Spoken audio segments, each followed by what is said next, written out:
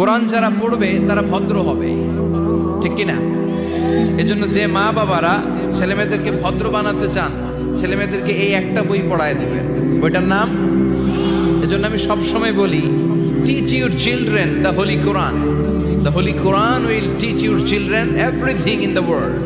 আপনি আপনার ছেলের শুধু এই কোরআনটা শিখায় দেন, এই কোরআন আপনার ছেলের গোটা বিশ্বটা শিখায় দেবে, ঠিক কিনা?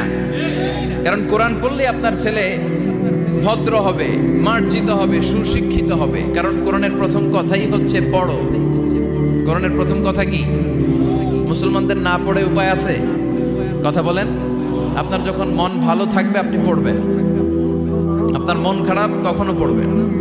সুস্থ আছেন পড়েন, অসুস্থ পড়েন, দেশে আছেন পড়েন, দেশের বাইরে পড়েন, মারা যাচ্ছেন তখনও পড়বেন, পড়তে পড়তে মরবেন, ঠিক কিনা? অনেকে বলবে, হুজুর মরতে আসি আবার কি পড়বো? তখন পড়বেন লা ইলাহা মুহাম্মাদুর। কোরআনের প্রথম কথা হচ্ছে ইকরা। কোরআনের প্রথম কথা কি? Read in the name of your Lord who has created. পড়ো তোমার প্রভুর নামে যিনি তোমায় শিখিয়েছেন। আল কোরআনের প্রথম বাণী পড়ো, আল হাদিসে নবীর কথা পড়ো। আল কোরআনের প্রথম বাণী পড়ো, আল হাদিসে নবী